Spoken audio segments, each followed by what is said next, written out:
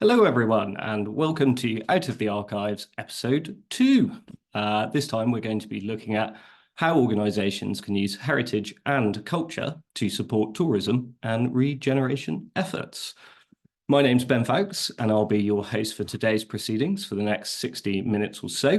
Although happily, you won't have to hear a great deal from me, because we have 3 expert speakers who have been brought to you today to share their knowledge, insight, experiences, dare I say it, wisdom. So once again, no pressure on the speakers, but I'm sure they'll all be great. And my thanks as well to them.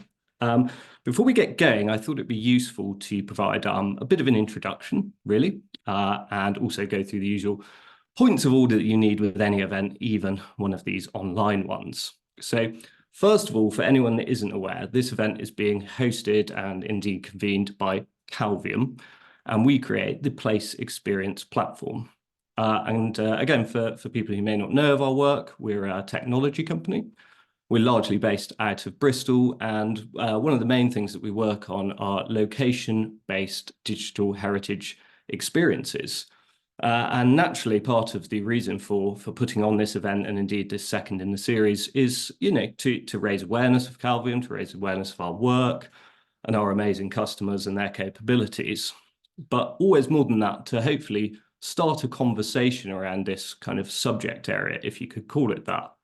And the reason we want to start that conversation is we think there's a real opportunity around the kind of materials and heritage assets and built and historic environments that we manage within this country and indeed in other places. And the opportunity for using some of those places and unseen materials and maybe hidden histories to engage people with the places that they live and indeed the places that we visit. And in the first episode in the series, which you can go back and watch online if you do like what you see this afternoon, we looked at it very much through the lens of archival materials and unseen collections. Whereas today, the theme, as I mentioned at the start, is looking at how we can use heritage environments, heritage assets and so on, to support the visitor economy and to potentially aid regeneration as well. And we think this comes at a kind of a really important time, or certainly a time of great change, of flux, given the changes around destination management in recent years. And also when you're looking at the more sort of public sector side of things, seeing the number of grant funding programs that place heritage at their core, particularly the most recent one with the long-term plan for towns. But, there's, as we all know, there's been quite a few of them. So we think it's a really good time to be exploring this area and this subject material. And with our speakers, we really hope that they're going to provide, some inspiration. So if any of you are or have been thinking about doing these kind of things, hopefully you can learn from their experiences and take away some practical things regardless. But if you are inspired, we'd love to connect with you and to talk more about this stuff. And I'm sure our speakers as well would love to talk to you as well, seeing at least one of our speakers nod their head to that. You should never presume, but I'm sure they'd love to connect with all of you as well. So hopefully it's kind of useful in that respect as well. On to the event itself. I'm happy to report we've had an amazing level of sign up once again, which never ceases to amaze me, frankly. So it's great to see so many of you here. And interestingly, the kind of people who have signed up and the organizations they represent are actually pretty reflective of our speakers, coming as they do from local government, from DMO teams, from bid teams, and lots of other people that are associated with sort of heritage and tourism. So brilliant to have so many along, and you're all very welcome indeed. The format of the event, as you've probably seen from the sign up, but for anyone who wasn't paying attention or signed up and then suddenly got a reminder that this was happening, so this is a 60-minute event, so hopefully pretty quick. Our speakers have all been given sort of 10 to 15 minutes or so to speak each as well. Yeah, fairly quick. And we're going to have question and answer sessions after each of the speakers. So Nick and Matt are going to be doing a talk together. So we're going to do a joint Q&A at the end of both of their talks. And then we'll have Alison following on as well. And then naturally we'll have Q&A with her after her talk. When it comes to those questions, what we'll be using is the chat function within Zoom, which I'm sure you're all pretty familiar with Zoom at this point, but if you haven't got the chat function open, you can normally find that at the bottom of the bar, depending on which version you're using. So if you just open up that chat function, sometimes it can be hidden in more, sometimes not. That's the main way that we're going to be handling the questions today. So if you want to jump in there, like, it'd be great. If you want to introduce yourself and, you know, tell people what you're having for lunch and be sociable, or, you know, where are you in the country, all that kind of stuff, then do jump in. It's great when people are chatty in the chat. I don't know what I'm saying anymore, but there we are. But if you don't want to, naturally, don't get involved. We are recording the event, and if anyone doesn't want to be identified in that recording, the key thing to understand is that your camera and microphone is off by default, and I don't believe you can turn it on even if you wanted to, even if you stumbled onto it. Therefore, the only way you could identify yourself within the recording is if you identify yourself in the chat, give your full name, and ask a question, which I will then ask on behalf to the speakers. So that's the only way we believe you could be identified. So yeah, don't use that chat function if that is of concern to you. Right, well, I think that's quite enough from me anyway, so I don't want to bore everyone to tears before we've even begun. So on that note, we're going to hear first of all from Nick Lancaster from East Cambridgeshire District Council, and also Matt Routledge as well from Visit Ely, who, as I said, are going to be doing a talk together, but very much in two parts, I believe. So Nick, hello, I believe you're going to start. Yes, well, thank you for the introduction, Ben. I think it's a pleasure to be here. I thank you for the invite. Matt and I have been working together on this project, and hence the joint speech. So, Matt, if you want to set the scene, I will share my screen. Thank you very much. So thank you once again for the introduction. I know Nick has already said that, but I'd like to reiterate that. My name's Matt Routledge, and I'm from Visit Ely, which is a DMO here in Cambridgeshire. We are incredibly lucky. We are Ely, and within Ely, we have an incredible range of heritage locations. It's at the very heart of what we offer as a tourism and destination management organisation. I'm actually talking right now from the former office of Oliver Cromwell, one of history's most, shall we say, polarising characters.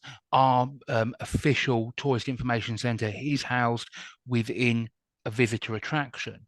We are thus acutely aware of the incredible importance that heritage plays in what we offer when it comes to approaching individual travellers, family travellers, and in fact group travel options. We put that at the very heart of what we do. We have Ely Cathedral, one of the wonders of the medieval world. We have a remarkable museum with an incredible collection that spans well beyond the traditional remit of a town or local museum, which recently underwent a multi-million-pound redevelopment. We also have the largest and greatest collection of stained glass here at the Stained Glass Museum, also housed within Ely Cathedral, and we have Oliver Cromwell's house, one of the only two buildings that Cromwell lived in, the other being Hampton Court Palace. We know this. We are acutely aware of this. What we were finding was that it was a very quartered approach. We found that we had a quarter based in the riverside. We had a quarter based very much around our heritage because of the close proximity of the two museums, the cathedral and Oliver Cromwell's house. We noticed that there was a disconnect. Even though these areas were geographically next to each other, there was quite clearly this disconnect that they weren't communicating with each other. And because of that, there was no single voice reaching out to visitors. We had a strong visitor economy. We'd seen it bounce back post-COVID. It's still close to where we were previously, but habits have changed. Where we've perhaps seen less in international travel, we have seen more in domestic travel. And one of the big lures that brings people here is our heritage. Most people know Ely for the simple reason of the cathedral. They don't perhaps know about our rich connection to eels, or the fact that our riverside has gone over the past century from being an industrial hub to possibly one of the finest places to spend your entire day dining, relaxing, even enjoying a show, in buildings that are steeped in heritage, but have been compassionately and sympathetically rejuvenated and reutilized for a modern audience, really making Ely the city where medieval meets modern. And it was that phrase that sat at the very heart of what we wanted to achieve when we set out to work with Calvi. Now, we wanted to make people make the journey that people were going to have from arriving at one of our car parks, at our railway station, or on the coach as seamless as possible, not finding them trapped in one sphere of the cathedral and the immediate surroundings. We wanted to give people the chance to actually explore further and discover that all the amenities you need to extend your day trip, from perhaps a morning visiting Ely when you're in Cambridge, or jumping off here on the train on the way to Ipswich or Birmingham New Street, we wanted to encourage people to spend more time here, because we know the longer people spend time here, the more they put into the visitor economy. But the problem was, how do we do that? How do we show the world everything that we have to offer in the age of the third screen? We've moved beyond print advertising. We've moved beyond television. We've actually started to move beyond social media, with most places having, most businesses, most organizations having their own mobile app. And it was this that Ely was missing. And then Thank you, Matt. Sorry, I just, sorry to cut across you there.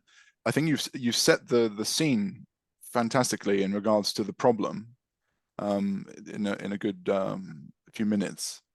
I think just again, sorry, apologies to cut across you, but just in aid of time, shall I set the scene of how we came across? I was literally just going to say, handing over to the Morecambe to my wives. This is how we noticed the problem, we identified the issue, and then we had to do something about it, which is where Nick Lancaster and Calvium come in. Thank you, Matt. Yeah, thank you. So it was a good problem. The city was quartered, and you know, as Ely is part of our district, it's actually a city, and being responsible for business and skills as well as the visitor economy, we felt it was a good way of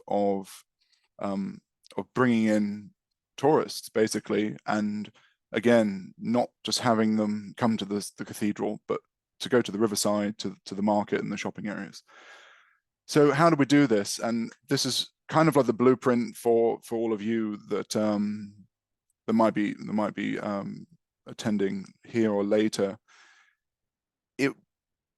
I suppose this is rather bespoke, and it was very innovative at the time, because what we wanted to do was spend about £250,000 on hardware, on the software, and utilizing our already existing infrastructure of public Wi-Fi. So we have free Wi-Fi throughout the city already.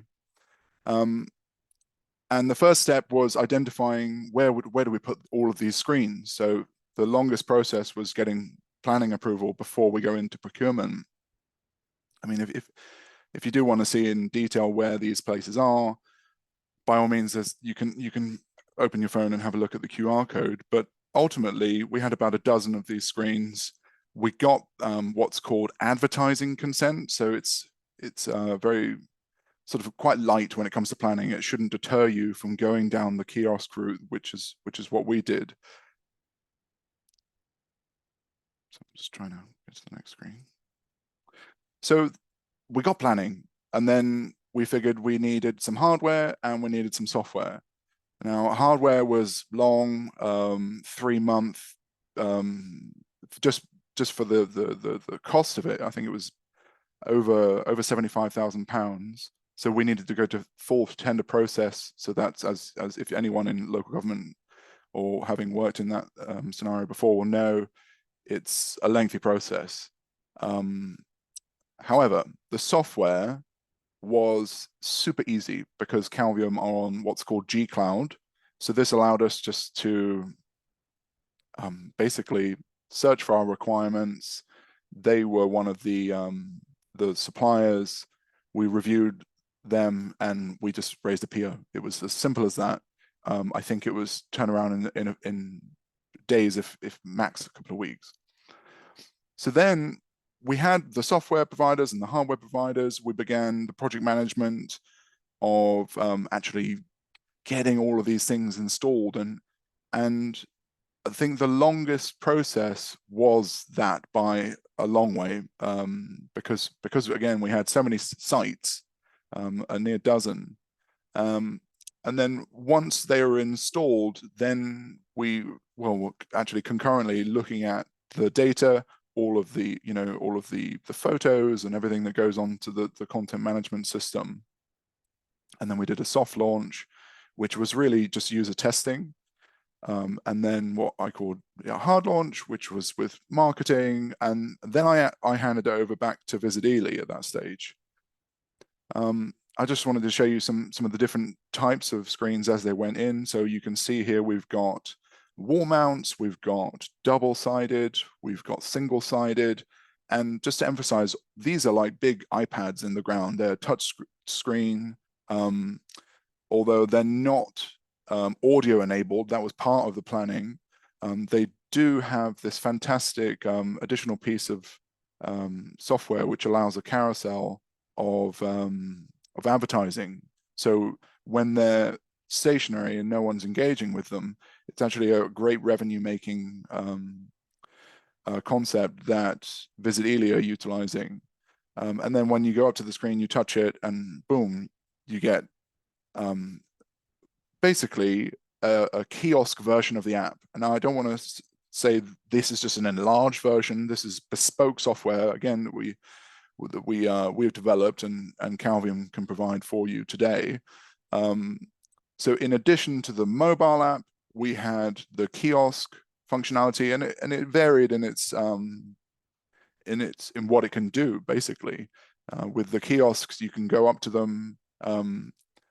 It generates a QR code based on the destination you want to go to, and that will open in your native maps. So it could be Apple or Google Maps, and then it will guide you to where you need to go. I just wanted to touch upon the CMS, which is the back end of both the types of apps, and this would be the same if you have the web app as well, which we don't have yet, but we're talking about that, and I'm sure Ben can tell you more about it. Ultimately, it's if you've used any kind of content management system like WordPress or Shopify or any of these website backend content management systems, it's like that. It's super easy to use. That you can set it into draft mode before it goes out live to everyone. You can test it. It's stunning, really easy to use, and there's a really great functionality for support as well. So we had all the data. We also thought, some people don't use apps. Some people are not going to understand what these touchscreen things are about. And so we also printed some leaflets with an old-fashioned paper map. And we were also fortunate enough to work with GA, Greater Anglia, on promoting Visit Ely, by rail. So this went across the country, from London. I think Matt mentioned Birmingham, and it was a really stunning campaign. And again, we had a nice little QR code that linked people to their page where they could download things. So just quickly, and apologies if you're all squinting, it could have been larger, but a couple of issues that we stumbled upon that I would love you not to. So technical challenges. I mentioned the public Wi-Fi. it's expensive. If you don't already have it, don't worry. We just put SIMs into the hardware of the digital screens. So don't worry about that. If expense is an issue for you, you can do smaller screens. I don't mean, you know, a Kindle size, but small television size. It saves on energy. When they get to be that small, you can also start to think about utilizing solar to charge them. Our screens are far too big to do that. So from an environmental perspective, as well as a price point, smaller is sometimes better. I mentioned the CMS. That took a long time because you've got to engage with businesses. They've got to tell you all the details. And so moving forward, we're hoping to utilize user-generated content. So businesses can, and this isn't functionality that we've paid for yet, but this is just a cheeky preview of what could come in the roadmap for Calvium. So businesses can upload all of their information, and then we just simply accept. Fantastic. The other point was about the actual visitors. We were of the understanding that we should be targeting all the tourists from Australia and Shanghai and wherever. I think what we underestimated was the backing and the buy-in of the locals. If you go to Paris, you want to know where the locals buy their pain au chocolat. And that's exactly what we neglected to do, and we're backpedaling now to try and really gain that audience. So we've done that by adding additional functionality such as promo codes. So each place can have a code, and you can get discounts on things. So as well as events, and that's very popular. So what did we actually achieve from this? And again, apologies for the small text, but basically, the city is now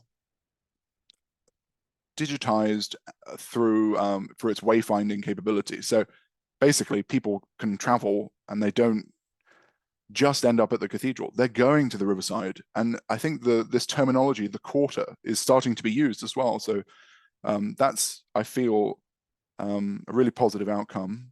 We have got the functionality. It's one of the benefits of using the Wi-Fi of tracking footfall, and we can see that is dramatically increased. I forgot to add that in the CMS there are analytics, so you can see how many people have downloaded the app, and you can see how many people have clicked on the place and at which kiosk. It's very good, and ultimately, it's a digital information hub now, where the locals and visitors alike are utilizing the systems, be it on the kiosk, on the app, or hopefully in the future on the website, to find out what's going on and where to go and everything else. So we didn't do it alone. Obviously, Visit Ely, Calvium, and a lot of partners there. It was a real team effort. I'd love for you to try it yourselves. I think that QR code should work if you want to download the app. It will take you straight to the Visit Ely page where you can choose Android or iOS. Matt, before we sing "Bring Me Sunshine" on the Morecambe and Wise front, did we help you solve the problem? And can you share some of the specifics about that for us? So we were very fortunate that coming on board with this project, we were able to shape. Now, I have to bring everything that Nick has said back more towards the heritage focus, and how we've used that heritage as our USP. I've got some videos that I'd like to show, starting with the first one, which is just going to be an interaction with the app from the place finding, from the site viewpoint, where we were able to, I think I've used probably a slightly biased example of Oliver Cromwell's house. So if I could have that video played for me.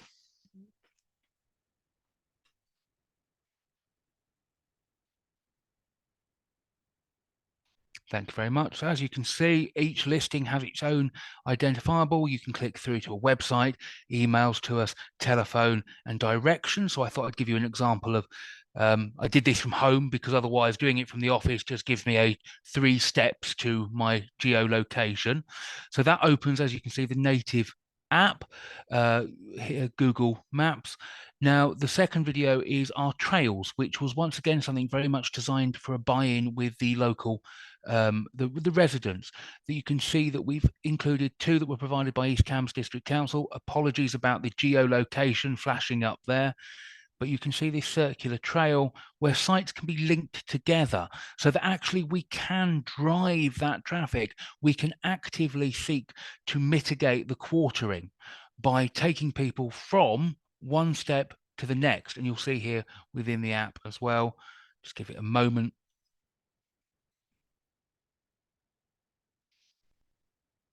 And you can see it on the map there, and bear with. So here you can see that we are a very busy little area of Ely, full of shops, dining, shopping experiences. And now to show you on the map how the trail actually looks. So this is from what can be quite busy to a structured pathfinding experience for your visitor, so that this can be how you link up. So if we then go to the next video, which is a wonderful family-based interactivity, which we've had great response from, which is actually trails and quizzes. So here you can actively make this an engaging process. You can start at a waypoint such as Oliver Cromwell's house, where you confirm that you have seen it, and then you can embarrass yourself in a public forum by forgetting which year Cromwell himself moved into the house you work from by picking the wrong answer. And then the final video is a functionality that came very late in the project, but one that we actually thought was incredibly important, and Calvian were so helpful with us developing, which was a text search functionality. So here you can see that a word like pub will bring up every reference to pubs, but you can be specific if you've seen somewhere online, the Prince Albert, for example, which is one of our older pubs in the city, can be found here. You can click through. You can also look at various options, including subsections, pubs, tea rooms, attractions, that will then list a visual grid of all of the relevant opportunities. There are further activities available. There are facilities, which we did say allowed us to show where those urgent things that you may need the minute you get out of your car at one of our car parks, such as public conveniences, etc. And there are also events. What this app has allowed us to do is to put all of those patchwork elements of the city, all of its heritage elements, into a cohesive, easily accessible, and globally accessible format, being the Visit Ely app, which I would encourage you all to download and explore.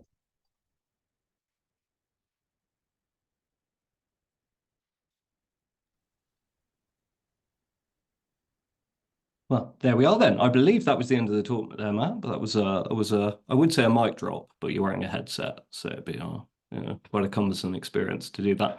Anyway, thank you very much, Beth, for your talks. That's absolutely amazing, and you've clearly put in tons of effort, and there was absolutely loads of insight in there.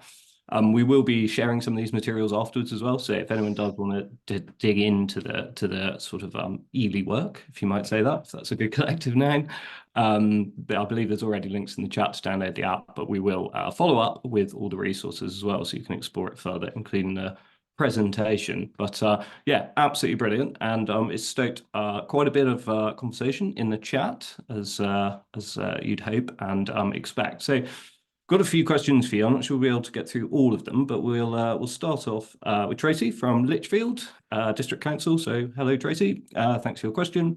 So Tracy said she's just at the start of her digital journey project and is very interested as she's coming across negativity from people protective of a heritage destination in our city centre. People being protective of. Do you have this challenge? Nick, do you want me to take that one from sort of a DMO perspective? Yeah, the medieval meets modern. Yes. Yeah. So, hello, Tracy. This almost sounds like one of those call-in radio shows. I can completely sympathise with you. One of the issues that I'm sure Nick will concur with me, we would obviously want one of our key digital totems to be somewhere in close proximity to the cathedral. Unfortunately, that wasn't viable for a variety of reasons. We have also had people who have claimed that the signage, etc., is an eyesore, that it is an interruption into the visage of, for example, the riverside. However, I think the mantra that we have had to adopt, and we have proof of, is that it will always be the negative voices in the minority who will shout louder. We have seen incredible buy-in from heritage organisations. The museum here was actually one of the first to engage with us on an advertising perspective, from us giving them the chance to make their listing on the app entirely bespoke. They provided the images, they provided the copy, they engaged with us. So actually, it's about, there will always be negative voices, as with all that we do, but I promise you, there will be more people who are the silent majority who are actively in support. Lovely. Great answer. Thanks very much, Matt. So I'll just move on quickly as well, so format dictates. So I'm going to bundle up a couple of questions here, and this one might be more relevant to you, Nick, but you tell me. So questions really about ongoing maintenance costs. So Kieran from City of Lincoln Council is interested about screens, the maintenance of those. And then we also have Laura, not sure where from, but she was interested in the ongoing costs around the app, so licensing and monitoring and development, as she's put it. Could you have some words on that, Nick? Yeah, I think when we acquired our license with Calvium, I wanted to give some runway to Visit Ely. So we actually purchased, I think, 3 years. Now, I'm not sure if, and Ben, you tell me if I'm wrong, but if, pricing models and all that software as a service, I don't know how you're going to offer the service in future. I think, as I said, we've sort of paved the way through this innovative digital kiosk combination with the app. So from a maintenance perspective, I think the licensing, if for the app alone, was extremely reasonable. I won't go into pennies and pounds, but yeah, I think it's a superb. Honestly, I used to work in mobile applications. It's a superb piece of code. It's accessible. That was a big thing from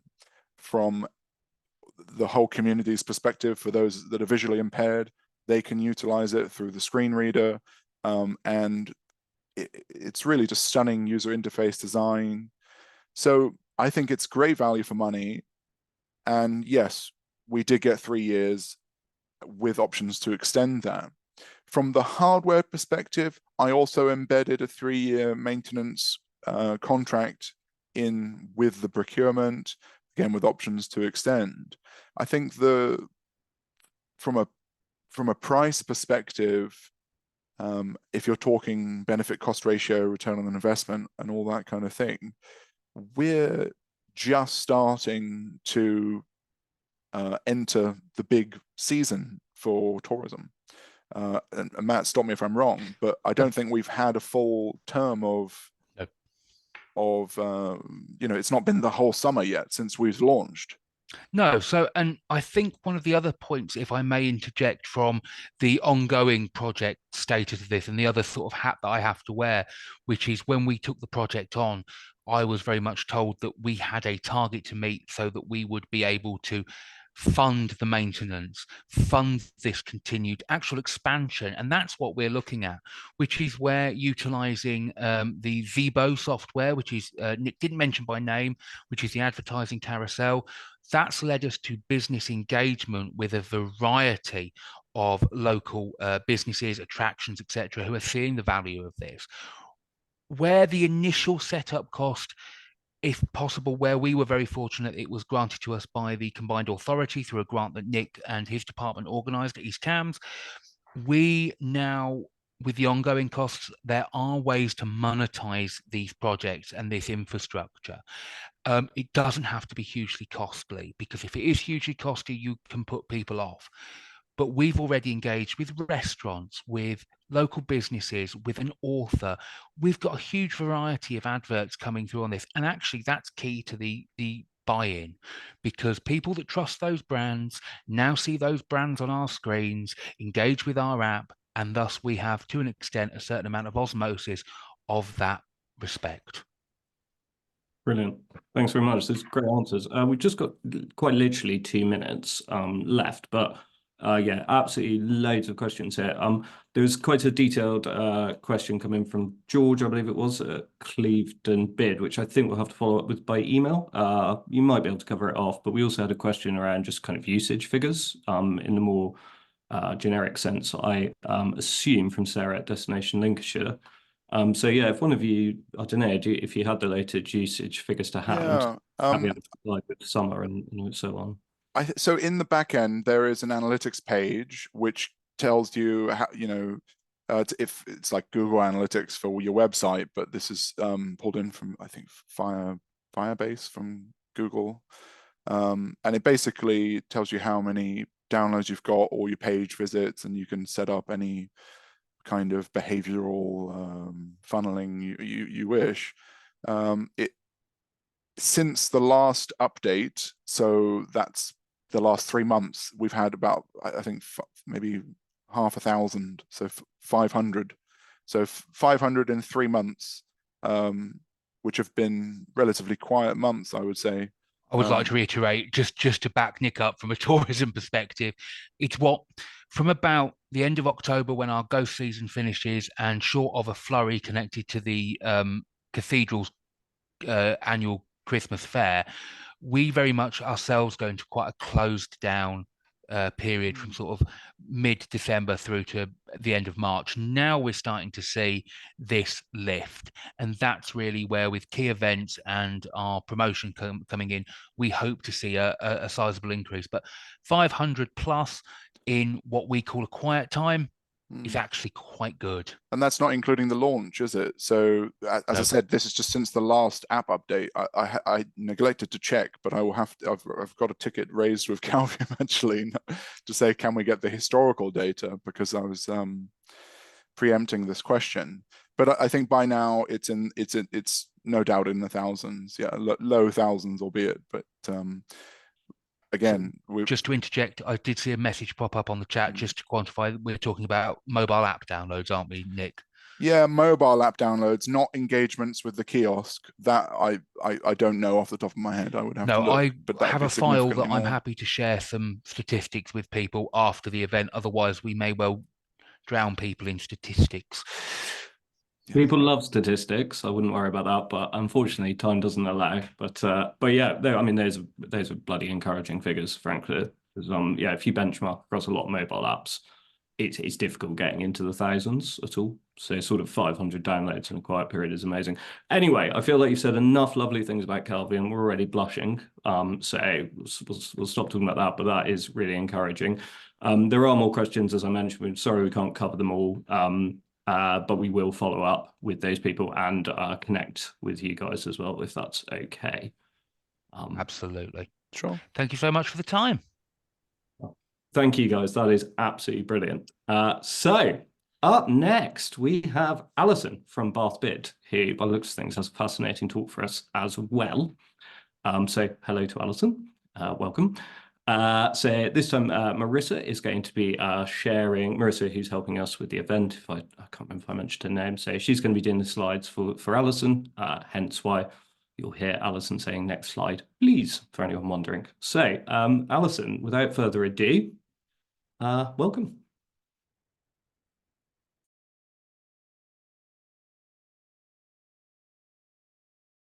You're just muted there, Alison.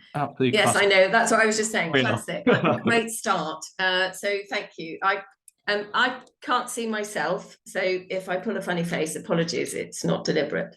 So I work for the Bath Bid. Hopefully you all know what bids are. There's lots of us across the country. I see there's a few in the room, but basically we work on behalf of the businesses in a defined area to create projects and campaigns and products that will benefit the businesses. And we work alongside DMOs usually. Sometimes people work more closely together than that, and obviously local councils. So this is a strange kind of hybrid. I wanted to give you a bit of background about Bath, just because there's some interesting heritage and placemaking things that have happened in Bath over the years, literally centuries. And I thought it would be fun to share them with you. And to be really candid at the outset, Bath is not that digital. We don't have wayfinding technology, and we have had a Bath app. It was launched in 2012, and I think it stopped in about 2015. And we and our partners over at Visit Bath haven't ever had the appetite to delve into that again, so it's been really interesting to hear what's going on in Ely. And I guess the focus of my interest in digital is how democratic it is, and therefore how much out of our control it is as city place makers or place managers, or whatever, however we want to describe ourselves. So I'm interested, over to you in the chat. I'm interested to hear, but also in the questions, if you've got suggestions about how we achieve digitally enhanced wayfinding or place management in our city. So let's start with what we know about Bath. So that if you just number 2, please. So we know it's UNESCO accredited, partly for its town planning, this is a brilliant example of the circus, but obviously also for its Roman springs, and for its setting and its landscape setting, and more recently for its spa culture. So there's the other thing you might know about Bath is the Bath Stone. So the next slide gives a great demonstration of Bath is if you've never visited, do come, but it's a very uniform city because there are regulations in place about using Bath stone. And then one of the reasons we think the Romans liked it is because it's surrounded by 7 hills. So my next picture is hills. There you are. Bath is in a bowl, which has created contemporary issues to do with clean air. So we have a clean air zone in Bath, and actually, when I was at Bath University, you used to sort of feel yourself coming out of the cloud above Bath, because it's on the top of one of the hills outside the city, and it's a real phenomenon in Bath. And then Bath's USP, so if you go down to the next one, is its hot springs. So water comes out in Bath too hot to bathe in, so we have to cool it down for our bathers, and that's quite unique to have this hot water. And our population is about 89,000, and the Roman baths themselves get 1 million visitors a year. We think 6 million visitors in total to the city, and there are about 28,000 students in a city. So it's quite dominated as a city by its tourism visitors, and there's a lot of debate in Bath about over tourism and whether we've reached the point at which we really don't want any more people. But back to your point about Ely, perhaps we'd like them to stay a bit longer and spend a bit more money rather than just dashing here and disappearing. So lots of people, we talk about the Roman baths, but actually, if you could move to the next slide, they were discovered an awful lot earlier by a character called Prince Bledad. And it's interesting because he features all the way through in sort of the artistic representation. So that picture in the middle is from, I love it, it looks like a kind of children's book illustration, but it's actually from the official Edward IV, I think, illustration of kings from 14 something. And on the right hand side there, he is inside the Roman baths in a sculpture that was made at the end 1699. And then on the left hand side, that's how the Victorians saw him. And then his pig, and I will explain why he comes with a pig, that sculpture was created in 2009. So he's been a character of Bath for some time, and actually he is said to have discovered the spa in Bath. So he came in around about 900 BC, and he'd actually been banished from his own kingdom. He's supposed to be related to King Lear in some way. So there's a lot of history attached to him, and lots of hilarious stories about him. Apparently he tried to fly and all sorts of other things. But the reason he discovered Bath was because he had leprosy, and because he had leprosy, he was banished from his kingdom, and he became a swineherd, even though he was a prince. And while he was wandering about, he noticed that his pigs, who had also got leprosy from him, were wallowing in this mud. And when they came out of the steamy hot mud, their sores had disappeared. So he bathed in the hot mud and his sores disappeared. And there begins the story of Bath as a healing and spa city with our hot water, good for pigs and humans and princes. And I think you can see references to him in the city architecture. But if you move to the next slide, you can see that the Georgians really exploited this story of Bleda. So the circus, which is that one I showed you from above, those little details, if you go to the next slide, around the balustrade, there they are, acorns. And the reason I included this as part of my heritage tourism is that even the Georgians were at it. So when they were trying to create this fashionable destination of Bath, they were referring back to 900 BC to tell the heritage story of Bath, even though they also had the Roman story to tell. So I personally think that's quite interesting. So in about 60 or 70 BC, if we could move to the next, AD, sorry, we've gone the other side now, the Romans arrived. And apparently they were on their way between Lincoln and Exeter, and they noticed the steamy mud, which wasn't particularly being exploited in the way that we imagine it now, although there was a goddess in situ. So they very cleverly came in and said, oh, well, we would like this hot water swimming place. But to sort of appease the locals, they kept the name of the original Celtic goddess Sul, and so that's why Bath is called Aquae Sulis by the Romans, which I think, again, it's another nod back to our heritage in this city. Just weaves in and out of periods, and there's nothing new, I guess, is what I'm saying. And if you go to the next slide, there's a picture of the goddess Sulis Minerva that they invented based on the old goddess Sul. So the Romans left. We all know what happened. Nero was fiddling, and Bath, the spring water was completely neglected. The River Avon flooded. The Roman baths are actually about 20 feet lower than the contemporary, the modern city of Bath, and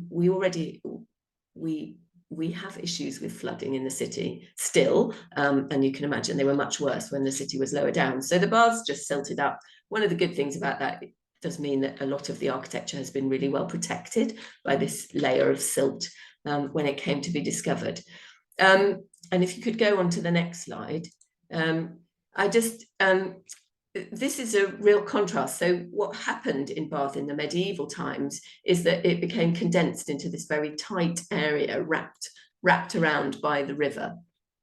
I really like, this was a charter document that Queen Elizabeth made in 1590. So we were still having reference to the thermal waters, and she actually said Bath can be a city and the thermal waters need to be accessible to the public in perpetuity. And if you look, if you zoom in on the little table that goes with the map on the left-hand side, I think it's really interesting. Basically, what we had was an abbey, 4 baths, and a marketplace. And if you think about the things that make our visitors come to Bath now in their greatest number, it's the baths, the abbey, and our Christmas market. So, you know, plus ça change, plus c'est la même chose. Not much has changed. So, so the next phase of history, I suppose, the next time for Bath to be discovered was by the Georgians. So if we could go to the next slide, everything was in place for. But it had a heritage. It had a beautiful setting in the Roman hills, in the 7 hills rather, and 3 men came together to make Georgian Bath happen, and they were John Wood, who was an architect who designed the building in which this is the top side of Queen Square in this picture, Ralph Allen, who provided the mines where the Bath stone came from, and Richard Bonash, who I will move on to. But the whole thing about Bath is there's quite a bit of fakery going on. So the idea was that this building in Queen Square would look like a mansion house, but actually it's a terrace. It's a terrace of houses. And I think the idea was that Bath would seem very grand and everyone would feel like they lived in a mansion house, but actually they didn't. And Bonash, from a place management point of view, is the one who really interests me personally, because he wasn't particularly high-born, but he appointed himself as a master of ceremonies, and it's down to him really that John Wood and Ralph Allen were so successful with their building projects, because he got the people to come. So he's the equivalent of the Morecambe and Wise double act in our first session. So if you go to the next picture, that's just a picture of a party city, and this is the kind of thing that was going on, royalty coming, people dressing up, and if you look on the left hand side, also people in wheelchairs. So so there was this development of Bath as a place to come for a cure, but then once we'd got them all here, they needed to be entertained. And the clever thing, if you move on to 15, that Bonash did was, having appointed himself the master of ceremonies, he then created lots of quite clever models for funding the things that needed to happen. So when you arrived in Bath, you had to pay a subscription to the orchestra, and that allowed you to go to the balls, and there were balls and opportunities to go to the assembly rooms, which were being built at the time, all day long, but you weren't allowed to have a private party in Bath. Parties were only allowed in the official places, and you had to have a subscription to the orchestra. So he was creating paywalls effectively, or you know, subscription funding, like crowdfunding almost. When you arrived in Bath, you could pay for paper and pens, as long as you were a man, to be provided for you in coffee bars. And the most impressive thing he did was he created a crowdfunding model for the Mineral Hospital in Frome, which is, sorry, in Bath. I live in Frome, I don't know why I said that. The Mineral Hospital in Bath, and he got about 1/5 of the funding together for that hospital from the polite people of society that he was hanging out with, which is impressive because it was a hospital, it was the first hospital that less wealthy people were able to attend. And all of this sort of more accessible way of opening up the city to different types of people of fortune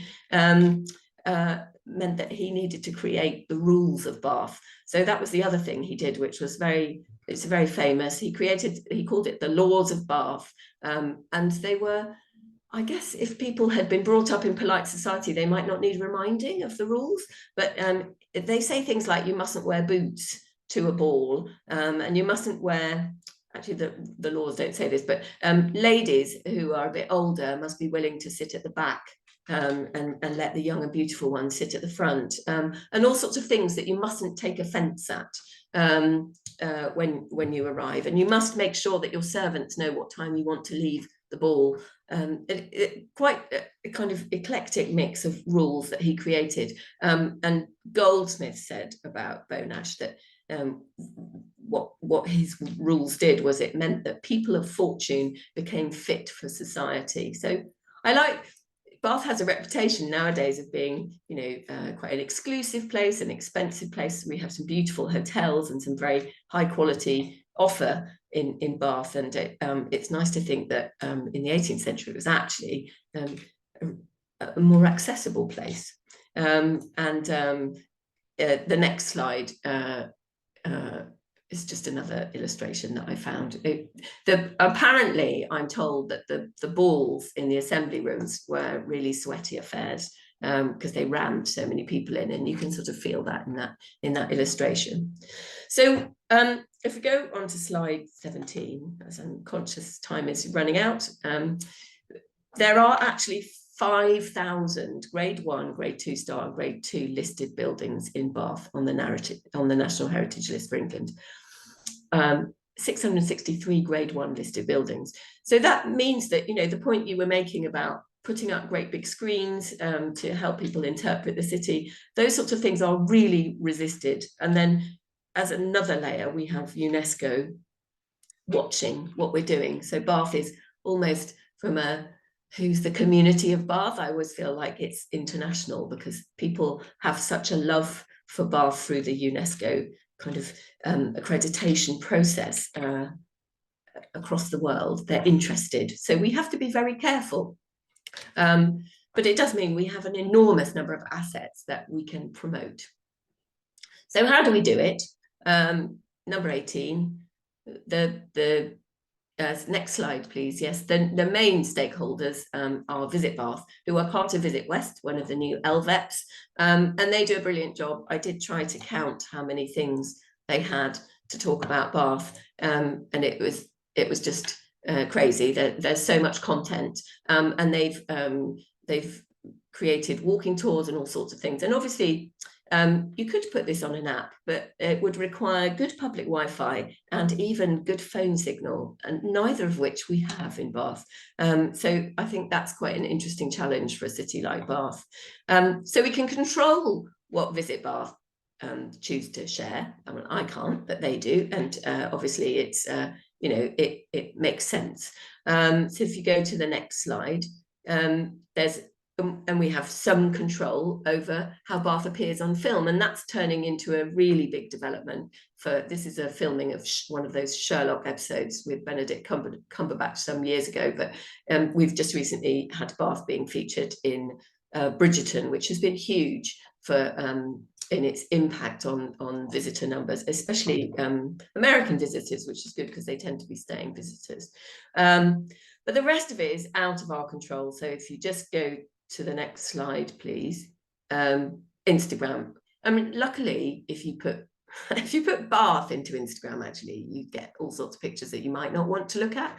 But if you put Bath UK, then if people want to tell nice stories about Bath, it's very Instagram friendly. And if you go to the next one, it features well. Next slide, sorry, it features well on TripAdvisor. But look, it's the same old things. It's the Georgian architecture, it's the Abbey, and it's the Roman baths. Basically, that those are the things, and they come from 3 different periods of history, which I think is really interesting. And then TikTok, much the same, but lots of people saying "walk with me." Or the next slide is TikTok. Walk with me around Bath, which is quite interesting. So I've just put one slide about wayfinding because we do it in an incredibly analog way. So if you go to the next slide, we have these monoliths which are acceptable to the Bath Preservation Trust and the conservation officers in the council, but they're completely static and they're completely out of date. So they were very expensive to put in, and the maps are now wrong. And we've looked at there's one place in the city that has a sort of display board owned by the Roman baths, which are also owned by the council, which helps. And they applied to put a digital screen in there and were refused. So we're kind of stuck with this out of date and incredibly expensive at the time wayfinding model. And so we have human wayfinding support that they're in today. So we have Bath's lovely welcome ambassadors who, interestingly, very, very surprisingly, with all of the research tools at our disposal, one of the most common questions people ask them is, I've got 3 hours, what mustn't I miss? Which I find quite surprising. So my final slide is an invitation. I've put a QR code on there, hopefully it will work, because despite being analog in terms of our visitor economy and as a destination, as you experience it, we do actually host a Bath Digital Festival, and there is a session that I thought might interest people if they live near enough to come.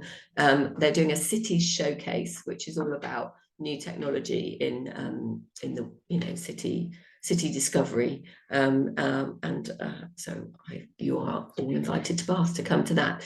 And then one other development, which is another app that we've had recently launch in Bath, is called Explore, and that's definitely worth a look. But that's a privately developed and venture capital funded app, and it's only focusing on the independent offer in the city. But they have lots of grand ideas, so if it takes off, it will be amazing. Right, that's it. Thank you very much for listening. Thank you very much, Alison. That was absolutely brilliant. And loads of interesting stuff about Bath in there as well, as you'd hope, really. So I'm afraid the event now has run over time and people are starting to have to make their apologies and go to their meetings and so on. So we didn't really have time for questions, but I did think it was interesting, just as a bit of a summary, how given the sort of almost embarrassment of riches that you have when it comes to history and your historic environment, it almost seems like that's potentially a limiting factor in terms of how you progress in the future, whether it's sort of digital wayfindage or, like you said, the slavishness around listings and UNESCO status. So yeah, I thought it was quite an interesting takeaway. What we'll also do, we've popped it in the chat for anyone, well, there's still plenty of people here, but we've popped it in the chat if anyone does want to attend Bath Digital Festival or find out more, but equally we'll put that in the resources. So it only serves to say thank you very, very much for coming along. Thank you very much to Alison, to Nick and to Matt. And also my thanks to Marissa, who's been helping with all the administration around this as well and making sure the wheels don't fall off it. So thank you again. I hope you all have a great day, and hopefully you can make it for Out of the Archives episode 3 in a few months' time. So cheers. Goodbye.